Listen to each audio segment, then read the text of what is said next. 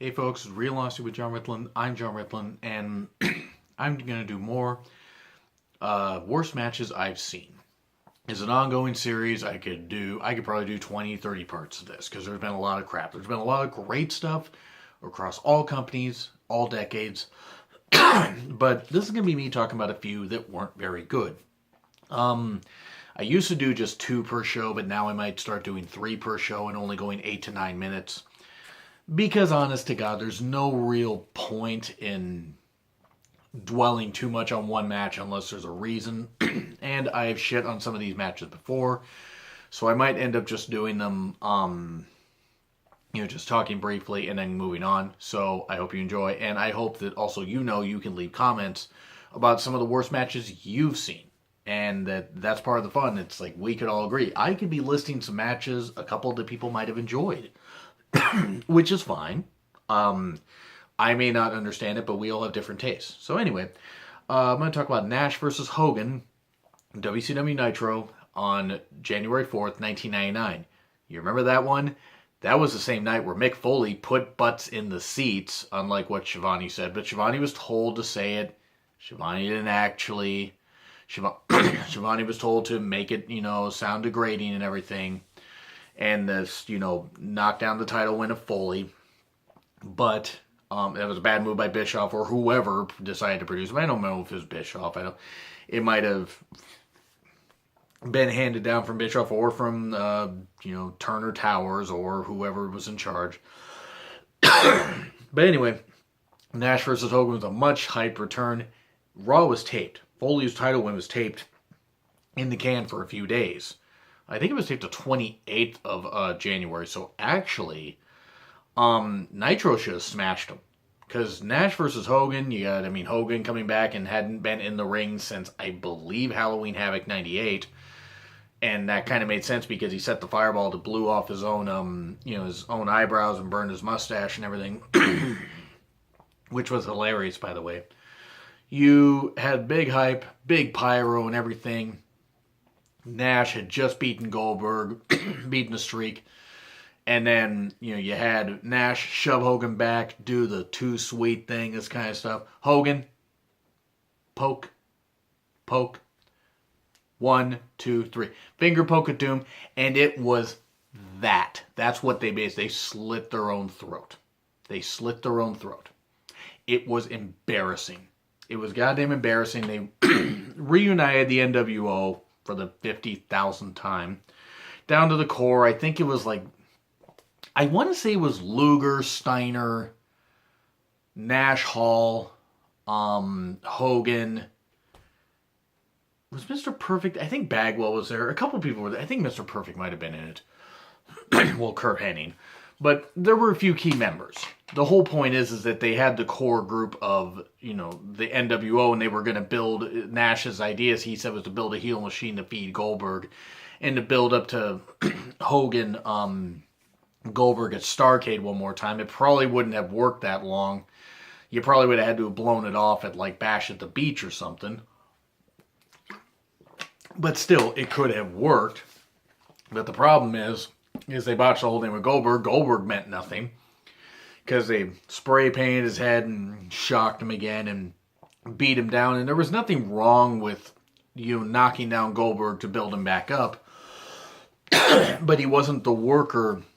He wasn't a proper enough worker to absorb so much punishment and losses. He had to be the guy that you just fed and fed and fed. Even if that got old. But anyway, Nash versus Hogan, the finger poke of doom. Again, slit their own throat. WCW is never the same. WCW still had good ratings from there. They weren't going to win any of the ratings wars because they had all the stuff internally that was going on behind the scenes and the talents that were holding the younger guys down and everything. All those guarantee contracts and stuff like that were starting to, weigh down on the various people. It was ridiculous. Still, Nash and Hogan they were two big stars, but that match was built up like crazy pyro and all that. And then they shit over everybody. And it was horrible. And I absolutely hated it. And I was embarrassed. It was goddamn embarrassing that it happened. So how dare Nash and Hogan do that? Nash shockingly didn't tear a quad despite getting poked by getting poked by a finger. And Hogan, shockingly, didn't try to bury anybody. I mean, except Goldberg, because it was terrible. It was just terrible. Finger poke of doom was just trash. And now we can move to Michael Cole versus Jerry Lawler at Mania 27. This should have been Swagger versus Jerry Lawler, because Swagger went from winning Money in the Bank at Mania the previous year to being Michael Cole's coach. Michael Cole was an easily dislikable heel at this point. He was kind of venting his frustrations and being more of the asshole that people felt he is. Even though I've heard a lot of good stuff about Michael Cole behind the scenes. People seem to like him. I don't know if everybody does, but he seems to, even though he was not a wrestling fan growing up, he seemed to respect the business. People do seem to like him backstage, even if some don't feel he's good at his job.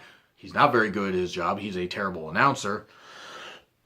But this heel run worked because people were given even more of a reason to hate him, not just because they were being, crazy, annoying fans and shitting on him and everything for his announcing, which, yes, his announcing isn't very good. He is overproduced, though, by Vince and various other people, and it's a little annoying. But Cole was allowed to be more of a heel here. However, his heel commentary did take away from a lot of matches, and he talked over a lot of people, and it wasn't like Josh Matthews. Cole at least has talent. Josh Matthews has no talent. His vests have more talent than he does. Whatever hair gel he uses, or horse semen, I don't know, in his hair is more talented than he is. But yeah, Cole versus Lawler, they build all this stuff up, and what it should have been is it should have been Lawler beating Cole. That's what it should have been. But they didn't have that. This match went on for God, what was it, 15, 20 minutes? I mean, I think it actually might have only been 13. But it was ridiculous. For Lawler's only appearance at a Mania in a match, that was ridiculous. Lawler should have won. Cole did not deserve to win. Because Cole could have been beat, and that wouldn't have been the end of the angle, because then you could have had Cole still railing against Lawler, still saying oh, you beat me, this kind of stuff, or whatever, but you're still a loser, you're this kind of stuff, or whatever, and you could have still had the Kiss My Foot match it over the limit. The fact that they dragged it on for that long, though, was ridiculous. Lawler should have won at Mania. The match was shit. It should have been Swagger versus Lawler. Swagger would have been protective enough of Lawler, and Lawler could have gotten a good performance out of Swagger. Swagger, being the younger guy, would have had to dumb down his offense for a little bit for Lawler, given his age. But especially given what happened with Lawler, about a year and a half later with his heart attack, it would have been nice to have him have a one Mania win. And they didn't want to do that. They didn't want to honor that, and it was shit. And I hated it. I absolutely hated it.